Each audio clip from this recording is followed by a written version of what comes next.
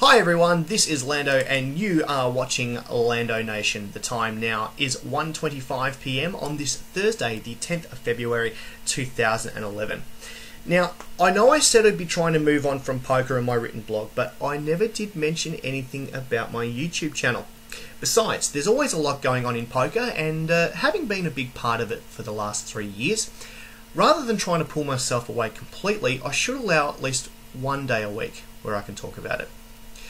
Therefore, I declare that every Thursday I will bring you the top 5 poker news headlines in what I like to call Lando Nation's 5-card draw. So without any further ado, let's play some cards. First up, as you may know, the announcement was made last night that the 2011 Australian Deaf Poker Championship is to be held at the Adelaide Casino in October as part of the Adelaide Poker Championship schedule.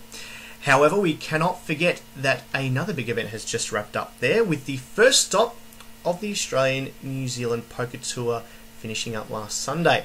A record field of 253 players, each put up $2,400 for the ANZPT Adelaide main event.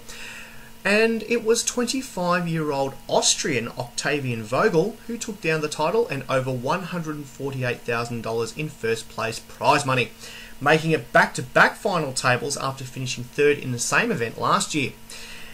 However, surprisingly, two-time ANZPT Player of the Year Tony Hashem was unable to record a result.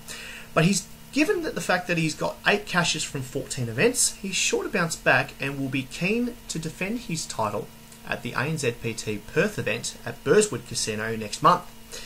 Now, some good news from our friends from across the Tasman. The Sky City Auckland Poker Room, which was set to be closed down for the year due to ongoing renovations at the property, is now being kept open. This could mean the return of the popular Asia Pacific Poker Tour Auckland event in 2011, and given the fact that the Land of the Long White Cloud is also hosting this year's Rugby World Cup, we could see a huge boost to the Kiwi poker economy. Speaking of the poker economy, this schedule has been announced for the 2011 World Series of Poker in Las Vegas. From May the 31st, you'll be able to choose from 58 events, including the brand new $25,000 Heads Up No Limit Hold'em Championship, as well as a $2,500 six-handed 10-game mixed event, which will see Badugi spread for the very first time in WSOP history. To quickly explain what Badugi is, it's a 4-card low ball variation where the best hand is Ace, 2, 3, 4, all in different suits. It uses blinds just like in Hold'em, and it's played as a triple draw game.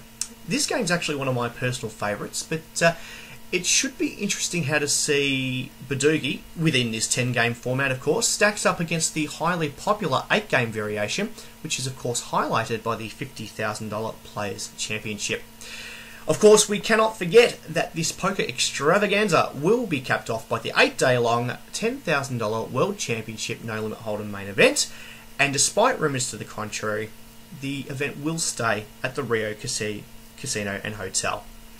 However, there has been a big move announced for WSOP Europe, or should I say, and I apologise for my pronunciation in advance, Serie du Monde de Poker l'Europe. That's right, ladies and gents, the WSOP Europe event will be heading across the pond from England to France.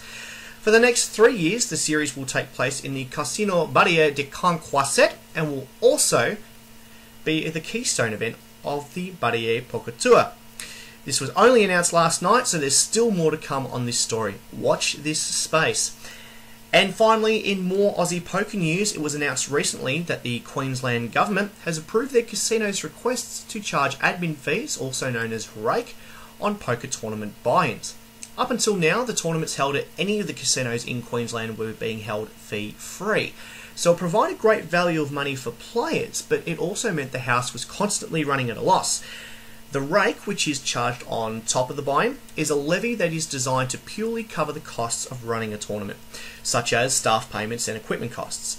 This means that states' casinos, particularly the Jupiter's Casino on the Gold Coast, which has cemented its place as Queensland's poker capital, can now host more events for its players. Apart from the ANZPT Gold Coast event in May, which will now be a 2300 plus 200 as opposed to a 2500 plus 0 main event buy-in, There are already whispers of a Gold Coast Poker Championship Series due to be held later this year. And that is all that's been happening in my part of the poker world. If you're a poker fan and you'd like to check out any of the stories, click on the links below, or if you feel you've got something to say, feel free to leave a comment or a video response. Of course, don't forget to check out my written blog, lando-nation.blogspot.com, and be sure to subscribe to this channel. This is Lando for Lando Nation saying, may the flop be with you, and thanks for watching. Ciao for now.